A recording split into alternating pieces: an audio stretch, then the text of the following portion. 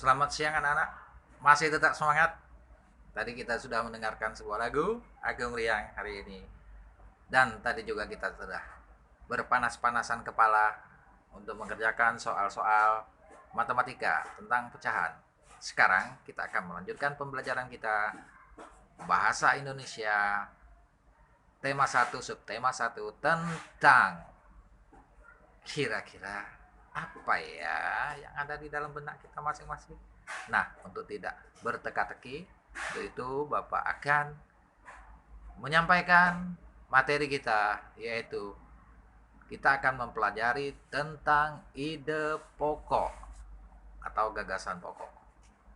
Untuk lebih jelasnya, anak-anak simak penjelasan berikut melalui video. Selamat mendengarkan dan catat hal-hal yang terpenting yang menjadi bahan pembelajaran kita bersama-sama. Dakwah. Halo teman-teman, kita jumpa lagi di channel Pojok Kelas. Hari ini kita akan membahas tentang ide pokok suatu paragraf dari tema 1, subtema 1, kelas 5 SD, Mupel Bahasa Indonesia.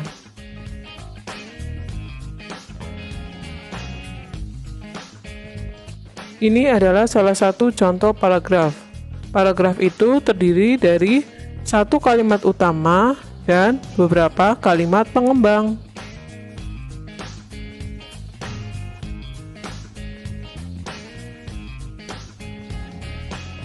Kalimat utama adalah kalimat yang berisi pokok pikiran utama atau ide pokok utama dan menjadi dasar untuk mengembangkan suatu paragraf.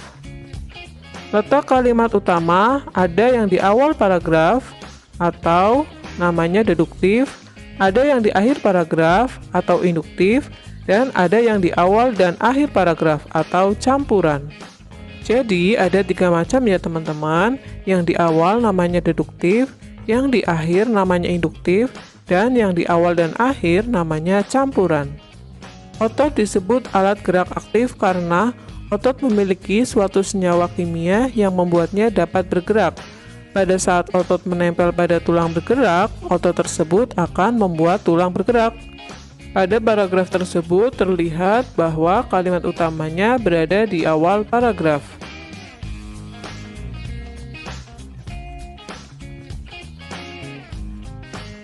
Setelah kita bisa menentukan di mana kalimat utamanya, maka selanjutnya adalah kita harus menentukan ide pokok dari paragraf tersebut. Ide pokok berada dalam kalimat utama.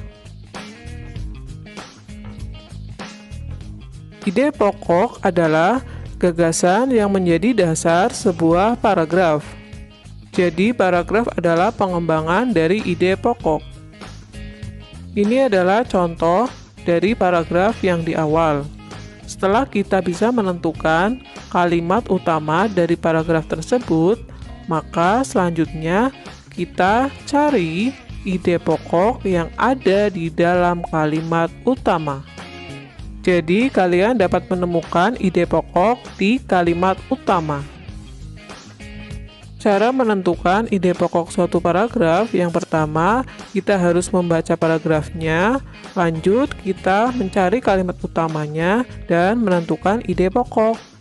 Jika kita balik, maka untuk membuat paragraf, kita harus menentukan ide pokoknya, membuat kalimat utama dan kalimat pengembang, dan akhirnya jadi paragraf.